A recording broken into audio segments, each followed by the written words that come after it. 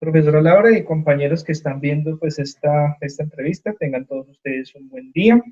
En nombre de mis compañeros Diana Sanguña, Juan Sebastián Hurtado, Kelly Paulín Sandoval y Oscar René Carvajal, junto con quien les habla Jonathan Chacón, vamos a trabajar todo lo relacionado con el trastorno del espectro autista.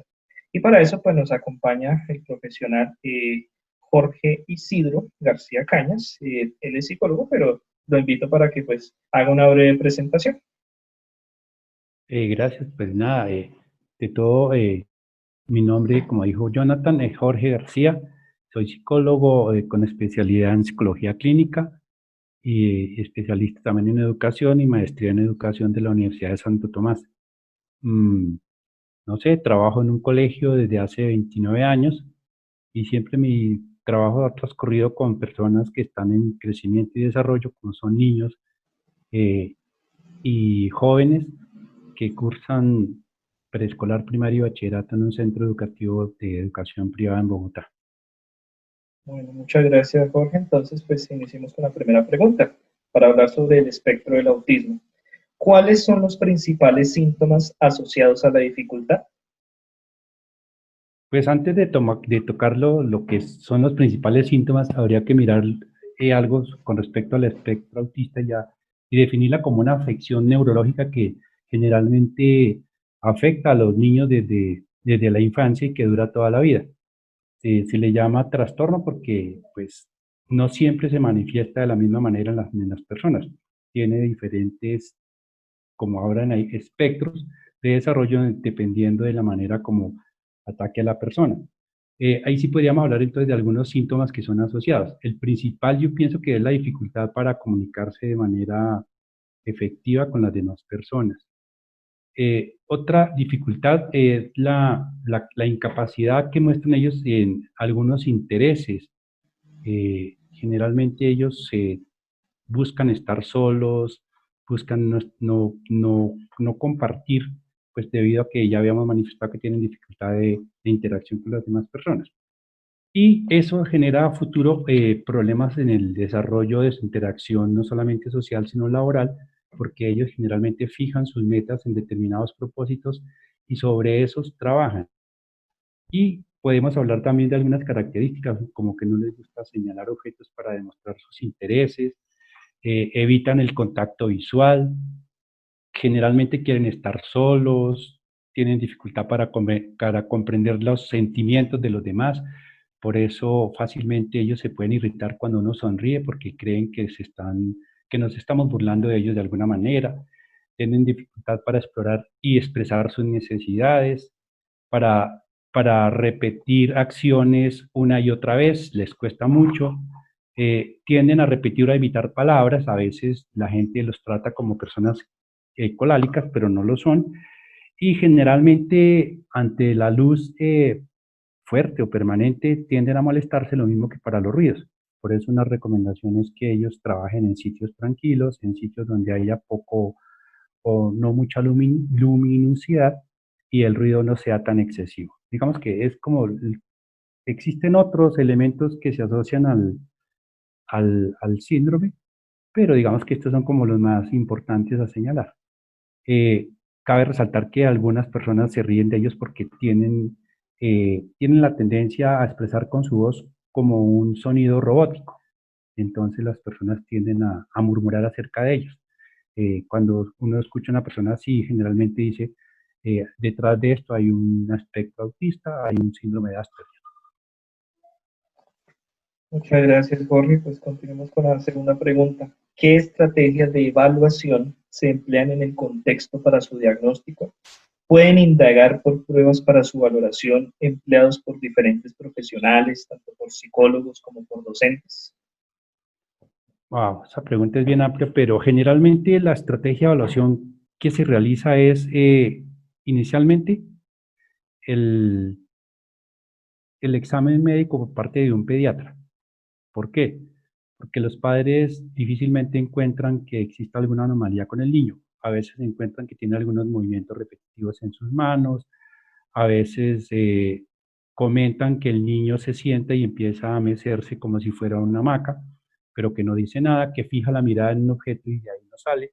Entonces, cuando lo llevan a pediatría, que es como la observación del comportamiento inicial por parte del pediatra, lo que se requiere es que no solamente lo evalúe el pediatra, sino que existe un equipo interdisciplinario que lo evalúe. Entonces ahí aparece el médico del desarrollo, aparece el psicólogo, el neurólogo, el neuropsicólogo y alguna persona que ojalá conozca alguna patología del tipo de lenguaje, porque recuerde que estábamos hablando que una de las dificultades de ellos es la comunicación, que generalmente el lenguaje se afecta por completo.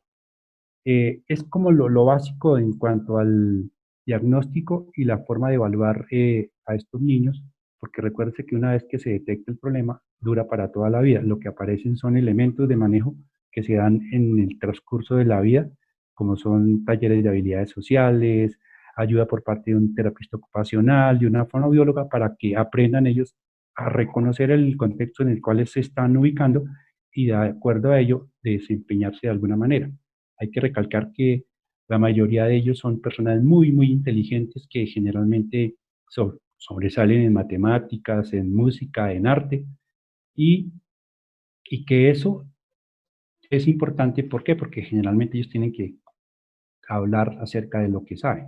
Entonces, por eso se les ayuda de alguna manera. Pero es básicamente desde el inicio y la complementación con personas de diferente, digamos, capacidad profesional para revisar los casos. Generalmente no hay un diagnóstico único, se extiende por varias miradas desde lo profesional. Jorge, muchas gracias. Continuemos pues con esta entrevista. ¿Qué procesos de aprendizaje se ven afectados por esta condición? Ay, caramba.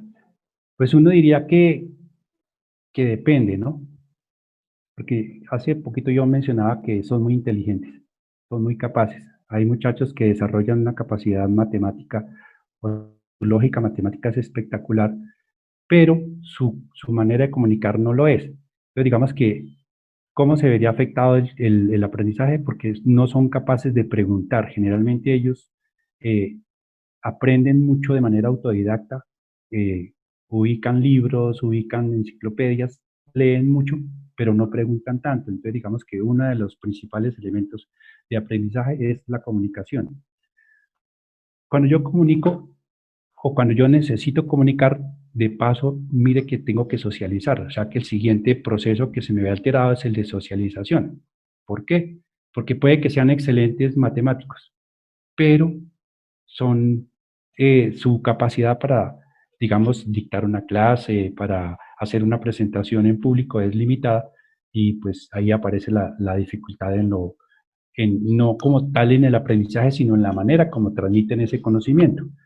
Y el otro es conductual. ¿Por qué? Porque hablábamos desde el comienzo de unas características, es como ese aislamiento, y por lo tanto, pues si yo no soy capaz de ponerme al frente de una situación para comunicar lo que o lo que conozco y necesito comunicar, pues definitivamente eso hace que se le atraviese al proceso de aprendizaje. Muchas gracias, Bueno, Jorge. podríamos hablar un poquito de que el aprendizaje pues normalmente es como asimilar, acomodar y generalizar. Ellos son especiales en hacer esos tres elementos. Lo que pasa es que no son capaces de comunicar aquello que han asimilado y han generalizado. Jorge, muchas gracias. Desde su ámbito profesional y desde su ejercicio profesional desde la psicología, ¿cuáles son las principales herramientas de intervención específicas que se emplean para superar estas dificultades propias de la condición y trabajar pues en pro de la modificabilidad cognitiva y el potencial de aprendizaje del sujeto pues con esta situación de espectro autista? Pues ahí nos tocaría empezar a hablar de la intervención para superar la dificultad. Y definitivamente, pues lo decíamos en el comienzo, desde cuando yo empiezo a analizar si el niño tiene o no tiene el espectro autista, es el trabajo integral. Se tiene que trabajar con los papás, con los hermanos, con las personas cercanas, y si el niño entra a un aprendizaje, o sea, a un medio escolar, se tiene que socializar con los docentes qué está pasando. Anexo a eso, ellos tienen que trabajar mucho en aprender habilidades sociales. ¿Por qué? Porque son necesarias para que ellos de alguna manera vivan de manera independiente. Entonces se tiene que trabajar en eso. Se tienen que reducir los comportamientos donde se presentan esas dificultades. ¿Por qué? Porque aparentemente ellos sí deben interactuar con la sociedad de alguna manera. Entonces yo debo buscar maneras de acercarlos para reducir esas dificultades a través de ¿qué? De la utilización de conceptos profesionales, de elementos no solo de diagnóstico, sino de acercamiento. Yo no lo llamaría tanto tratamiento, sino acercamiento a la realidad del ser humano. ¿Por qué? Porque si aprenden habilidades sociales y de comunicación y algo de lenguaje, pues fíjense que de alguna manera se están capacitando para que ellos sean capaces de acercarse a lo que nosotros denominaríamos vida normal. No es que para ellos no exista la normalidad, porque la normalidad pues es un relativo, como creo que todos lo sabemos, pero para ellos actuar e interactuar con el medio que los rodea no es tan fácil, pero sí a través de ese aprendizaje de habilidades básicas y necesarias se hace que ellos tengan una vida un poco más llevadera. Lo más importante ahí no es tanto empujarlos a que hagan cosas, sino entenderles que tienen una dificultad y que es de tipo neurológico y que no tiene cura. Eso los va a acompañar toda la vida. Lo que tiene es manejo, ayuda, soporte. Muchas gracias, Jorge. Seguimos con la quinta pregunta y es, ¿cuáles son las metas específicas que se esperan alcanzar posterior a dicha intervención? Carambas. Yo diría que las metas dependen del tipo de espectro autista que estemos trabajando. ¿Por qué? Porque hay uno que denominan autismo como tal, ¿no? Que tiene unas características muy similares a todo lo que hemos denominado, pero es esa persona que normalmente uno dice, no habla nada, no dice nada, se la pasa sentado mirando hacia el horizonte y solamente tiene movimientos repetitivos, puede ser con su cabeza, con sus manos, con sus piernas, pero que de ahí, más allá de ahí, no se experimenta nada. Entonces, la meta que uno esperaría es empezar como a desenvolver ese hilo que lo envuelve y tratar de sacar al menos pequeñas palabras, pequeñas sonrisas, pequeñas interacciones sociales con ese tipo de persona. Hay otro, digamos, otro tipo de autismo, de espectro autista que se llama el síndrome de Rett. ¿Qué es ese síndrome de Rett? Es algo parecido al trastorno neurológico, pero la persona pierde la capacidad como para mover sus manos. Sí, es como si no las manejara por sí mismo y entonces a veces tiende a moverlas de manera específica y los papás dicen es que mi niño tiene como un aleteo, el niño quiere salir volando. Definitivamente el niño no quiere salir volando ni tiene aleteo, lo que pasa es que tiene una dificultad de tipo neurológica que puede estar asociada con el síndrome del espectro autista. Entonces, digamos, ¿cuál sería la meta esperar ahí? Tratar de modificar esos movimientos repetitivos y hacer que él comente acerca de lo que está pasando. ¿Por qué? Porque si no se hace un tratamiento específico, eso tiende a empeorar. Hay otro síndrome que es el famoso síndrome de Heller, que es, algunos neurólogos lo denominan como psicosis degenerativa, que es la aparición tardía del lenguaje y de las habilidades sociales. Hay papás que consultan diciendo, no, mi niño ya tiene 2 años y definitivamente él ni sonríe, ni dice mamá, ni dice papá, escasamente se mueve si lo movemos, no gatea, o sea, tiene una serie de dificultades que los papás descubren, pero que no son capaces de, pues digamos, de expresar porque, primero que todo, no tienen el conocimiento acerca de lo que está pasando. Y dos, se tiene que llevar a un profesional para que, como decíamos hace un momento, sea evaluado de manera integral por diferentes especialistas del comportamiento y de la medicina. Otro tipo que de pronto para Jonathan no es nada desconocido es el famoso síndrome de Asperger, que nos dan también niños muy callados, pero muy inteligentes. Y entonces, ¿qué pasa ahí? ¿Cuál sería la meta a esperar? No que mejoren su inteligencia, sino que mejoren su comunicación con el medio externo. Que cuando uno sonría no piensen que se está burlando de ellos. Que cuando uno haga un comentario no piense que definitivamente ese comentario va en contra de ellos. ¿Por qué? Porque siempre, como ellos son conscientes por su grado de inteligencia, de su voz, que es robótica, de sus movimientos que a veces son estereotipados, de su aleteo con las manos, sí, de que tienen una serie de especificaciones muy cercanas a todo lo que hemos descrito del síndrome autista, entonces ellos son más conscientes de eso y por lo tanto tienden a recogerse más cuando uno los mira y se sonríe. Y generalmente uno lo que está es dándoles una sonrisa de agrado por haberlos encontrado. Hay otros trastornos del desarrollo que son no específicos, pero que generalmente llevan algún tipo de componente del espectro autista. ¿Son más fáciles de manejar? Quizás sí, pero a veces lo confunden más al profesional porque el profesional hace un diagnóstico y dice, no, aquí pareciera que no hay ningún elemento conexo con respecto a lo que es el autismo o al espectro autista, y generalmente sí detrás de eso hay algo, o hay una falla neurológica en el desarrollo del lenguaje que se atribuye a otras causas que son generalmente asociadas, pero que cuando se hace un diagnóstico profundo, se encuentra que detrás de eso hay algo de aspecto autista. Digamos que eso es como básicamente lo más importante. Muchas gracias, Jorge. Y pues finalmente ya para terminar de cerrar pues objetivamente ya esta entrevista, pues con todo lo que usted ha mencionado, ¿qué recomendaciones pueden dar a la persona, a la familia, a los docentes y a los demás actores sociales? Mm, Recomendaciones, yo diría que muchas. Pienso que la más importante es reconocer en el otro la dignidad humana, ¿no? Que, que el docente que esté tratando con el niño lo vea como un ser humano, no lo vea como un problema. Que papá y mamá no vean una dificultad en casa que no se puede tratar, sino que lo vean como un ser humano digno de abrazar, de amar, de entender, de ver con los ojos de, del corazón, como llamaría alguien, con los ojos del amor hacia el otro ser humano, sin importar su condición. Ese es como más importante. El otro es entender el trastorno, porque es que difícilmente si yo no entiendo algo, no lo puedo ayudar a nadie, ¿no? O sea, debo conocer un poquito de qué estoy hablando, de qué estamos tratando, y esa tarea también le corresponde al papá, a la mamá, a los hermanos, a los docentes, entender qué es el espectro autista y de alguna manera cómo se intenta manejar, pues para darles un poco de tranquilidad a los niños y ayudarlos en el contexto donde se desenvuelven. Generalmente no todos estos niños van a educación especial, aunque una de las recomendaciones es que vayan a educación especial, pero fíjese que en medio de todo yo no estoy de acuerdo con eso, porque al niño se le debe brindar la oportunidad de que él se desenvuelva en un ambiente normal.